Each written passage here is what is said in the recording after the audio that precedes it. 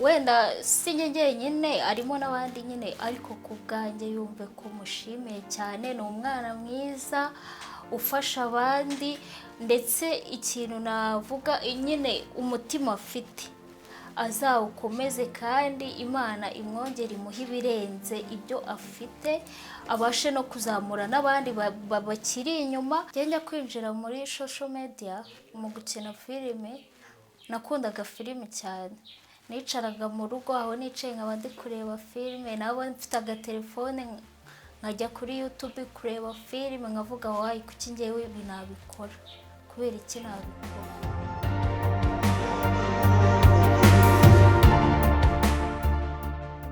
Nongeye kubasuhuza abakunzi ba Abeza Media TV, mbifuriza kugubwa neza, amahoro y'Imana bane namwe. Uyu munsi ni umunsi wa kane rero, twongeye twagarukanye n'umutumirwa, muramubona imbere ya kamera za Abeza Media TV. Muramubona ni umukobwa mwiza cyane, yaje afunze icyo bita rinete. Ni umukobwa wanyoye inka. Njye namubonye rwose mbona wagiriye yerekwa yaritambutse, anyureho. Turakwakiriye rero kuri kamera za Abeza Media TV, uhawe ikaze na karibu. Ndagira ngo usuhuze abafanizi bawe bagukurikiye kuri kamera za Abeza Media TV, kuko ndabizi uri umwe mu bantu bakorera kuri social media, ufite abantu bamaze gukunda ibyo ukora. Ndagira ngo basuhuze, abatakuzi ubibwire, muri uyu mwanya tubwire n'icyo uduhishiye. Murakoze kunyakira kuri kamera za Abeza Media TV. Baje gusuhuza abakunzi ba Abeza Media TV n'abanyarwanda muri rusange, babwira ko nanabakunda cyane. Amazina yanjye ni Nzayisenga Ariete. Mbahishiye byinshi cyane, byinshi. Uyu munsi turaganira bisesuye birambuye. Yes, Ariete, turakoze cyane rero kubwo kwitabira ubutumire bwacu. Niyo mpamvu natwe tuvuze ngo uyu munsi ibiganiro byinshi cyane ugomba gusiga ubitambukisha cyane. Okay. Ndagira ngo tuganire rero ku rubyiruko rw'abakobwa ruri hanze aha ngaha. Abakobwa bari hanze aha ngaha, cyangwa se inkumi ziri hanze aha ngaha zirimo gukoresha social media. Turimo turabona barimo kuzikoresha mu buryo budakwiye, cyangwa se mu buryo burimo kwica izina ry'urubyiruko rw'abakobwa. Byanze bikunze ku bantu bakurikirana imbuga nkoranyambaga, turimo kubona ikiganiro kimaze iminsi gicaracara kuri social media cy'uwo bita Jackie, arimo atuka umunyamakuru ukora kuri TV1, akaba ari nawe nyirayo bita Kensi. Kandi ntabwo ari ibyo gusa, hari n'abandi benshi twakomeje kugenda tubona banyuraho bavuga amagambo atari meza. Mbese bivuze ngo urubyiruko rurimo gukoresha imbuga nkoranyambaga uko bidakwiye. Ese wowe iyo ubirebye nk'umukobwa ubibona ute, cyangwa se ubona wowe ubwawe umuntu yakora iki kugira ngo bicike? Nibyo cyane, abenshi bakunda gukoresha imbuga nkoranyambaga basebyanya, bakazikoresha mu buryo budakwiye, nta ndangagaciro zirimo. Rero ikintu ngiye numva twakora ni uko ari ukubagira inama bakajya bakoresha imbuga nkoranyambaga mu buryo bukwiriye, mu gihe nyacyo, n'igihe nyine n'ibintu bifitiye igihugu akamaro muri rusange n'abanyarwanda. Natwe urubyiruko rw'ejo hazaza, ibyo twiga nyine twigiraho bikatubera urugero.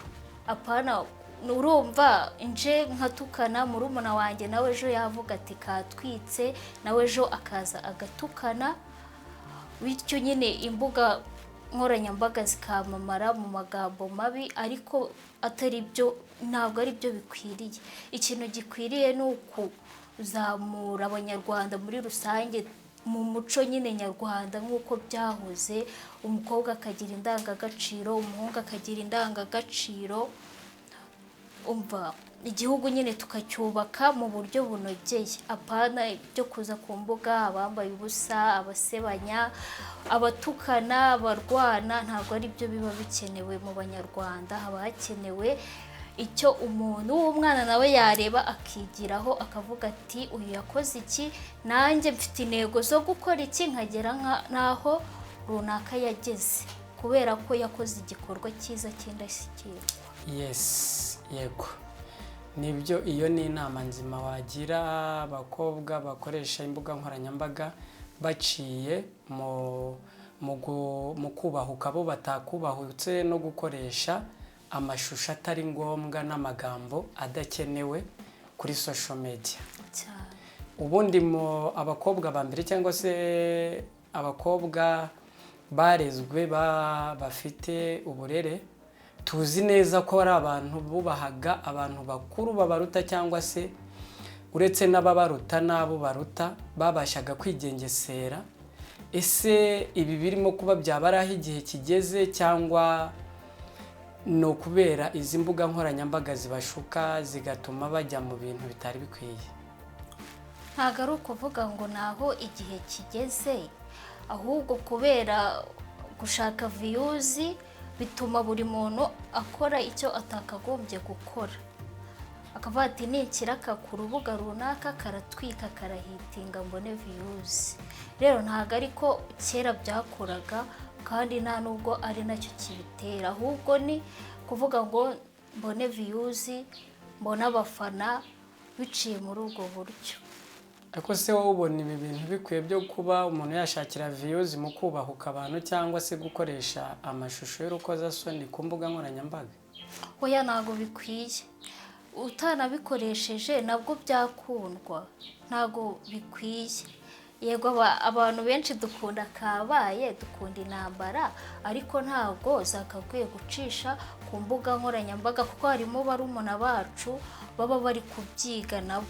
Rero tugomba gucishaho ibintu n'aba barumuna bacu bagakura babona ibintu byiza bigiraho, akavuga ati nanjye nzakora ngere kure nk'uko runaka yahakoze akora ibintu byiza. Naho nurwana murumuna wawe nawe ejo azaza avuga ati aka karahitinze, nanjye reka njye kurwana nshyireho mbone viyuzi, nanjye mbone hiti. Yes, ariye turakoze cyane. Iyo ni inama irimo kugirwa abakobwa bakoresha imbuga nkoranyambaga. Uyu munsi turi ku bakobwa, abahungu nabo tuzagira igihe cyabo. Ntabwo ari uko nabo batabikora, ahubwo uyu munsi turi ku gika cy'abakobwa. Ariyete rero, nawe nzi neza yuko imbuga nkoranyambaga uzikoresha, maze igihe kinini nkubona muri filime yahitinze cyangwa se irimo guca ibintu bigacika yitwa Cyurinyana. Filime nziza cyane igaragaza umuco wa kera, uko bambaraga, uko bitwaraga. Ese wowe iyo uri kuri shoot y'iriya filime, wenda mwambaye kuriya mu by'umuco wa kera, uba wumva nibura wiyumva ute, uba ubibona ute? Muri wowe ubona iriya filime ikintu nibura irimo kugufasha kugira ngo nawe kibashe kuba motivation ishobora kukwinjiza muri social media neza, uvuga uti hari ubutumwa bwiza natanze, ni iki? Filime nk'iriya igaragaza umuco wa kera itwigisha byinshi, ituma tumenya ibyo basogokuru bakoraga, umuco babagamo, ba nyogokuru. Nyine umuco tukiga umuco wa kera, uko abakobwa bitwaraga, kuko harimo abakobwa, umugore uba warabyariye iwabo, umukobwa uba warabyariye iwabo. Yes. Ubwo mu kinyarwanda bavuga ko ubundi aba ari igihomora cyangwa yarabyaye ibinyendaro. Rero bituma nyine iyo uri gukina uriya muco wa kera, bituma wiga byinshi, ukiga nuko ugomba nawe kwitwara. Yego ntabwo ari iby'ubu ngubu, ariko ugomba kwigira ku muco w'abatubanjirije kugira ngo natwe viziyo tugezemo tujye tumenya uko. Yego akaviziyo ni kabura, ariko n'umuco ugomba kuzamo. Yes. Ariete rero ndagira ngo nkubaze ngo ese weho ukijya gufata umwanzuro wo kwinjira muri social media cyangwa se muri entertainment, wakoresheje irihe banga cyangwa se winjiyemo ute kugira ngo dukomeze n'ikiganiro cyacu twinjira tubiva imuzi? njya kwinjira muri social media mu gukina filime. Nakundaga filime cyane, nicaraga mu rugo aho nicaye nkaba ndi kureba filime, nabo mfite agatelefone nkajya kuri YouTube kureba filime, nkavuga wayi kuki ngewe ibi nabikora, kubera iki nabikora, nkabireba. Rimwe nibwo nigize kubona umukobwa bita Miri, abenshi bamuzi ku izina rya Mimi. Niwe nabonye itangazo ryiwe avuga ko ashaka abakinnyi. Ndavuga ati se kuki ngewe ntagerageza aya mahirwe, mfata namba ziwe ndamwandikira kuri WhatsApp. Ni umukobwa mwiza ugira ikinyabupfura, arasubiza. Ntabwo ari wabandi wandikira ntagusubize kubera bitewe n'aho amaze kugera n'ubusitari amaze kugeraho, uramwandikira akagusubiza. Ni umwana mwiza cyane.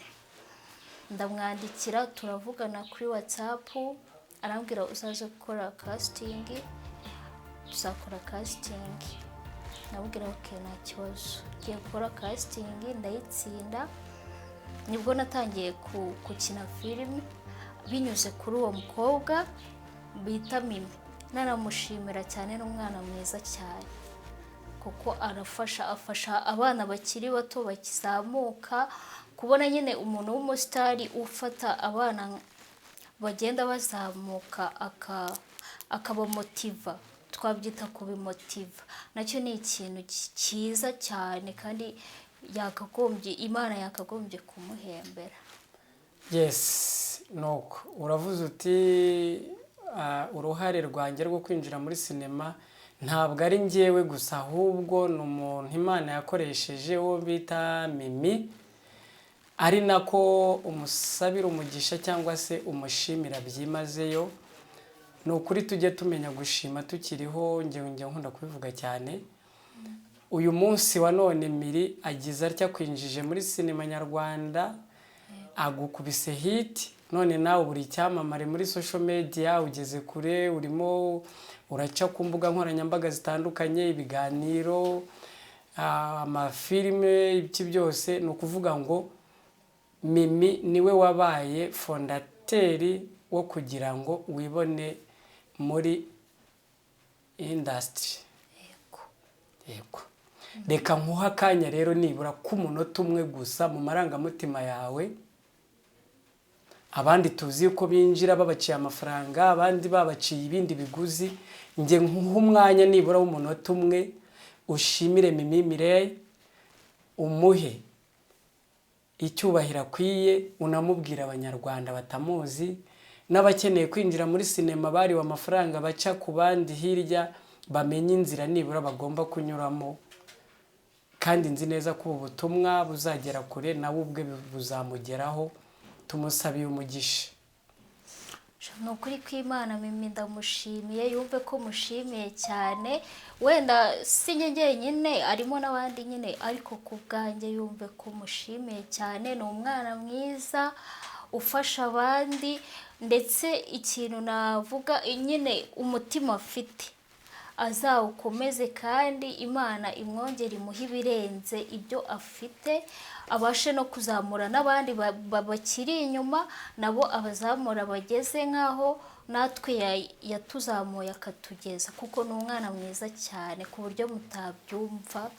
Mva ni umwana mwiza, ndamukunda cyane, kandi mbwira n'abanyarwanda nabo bajye bareba amafilime ye, buri kintu cyose akora gica kuri Miri Satin Empire, niho gica.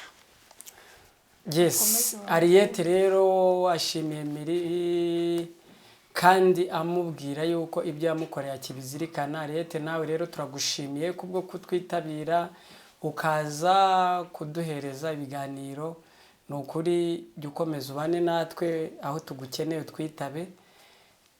ndagira ngo dusoze dushyira iherezo cyangwa se umwanzuro kuri iyi nama twagiraga aba bakobwa bakoresha imbuga nkoranyambaga nabi mu buryo budakwiye, nibura usoze ubagira inama bashobora gukoresha kugira ngo bitware neza kuri izi mbuga, nibura ubutumwa bacishaho n'abana babo wa mugani mu gihe runaka nibabubona bazubakire ku byo ababyeyi babo bakoze birimo indangagaciro. inama nabagira ni ukujya bashyiraho ibintu bifitiye urubyiruko rw'ejo hazaza akamaro, bagashyiraho ibintu biboneye, ikintu buri muntu wese yakigiraho akavuga ati iki kintu nanjye ngomba kukiga. Yes, turabashimiye cyane rero bakunzi ba Abeza Media TV, mwakoze cyane kubana natwe kandi ibiganiro byacu nakagaruka. Twagira ngo tubabwire ngo mukomeze mubane natwe, mukore subscribe, like, share and comment ku bantu batarayigeraho. Natwe tubahishiye ibyiza byinshi kandi turi kumwe namwe umunsi ku munsi. Ciao ciao.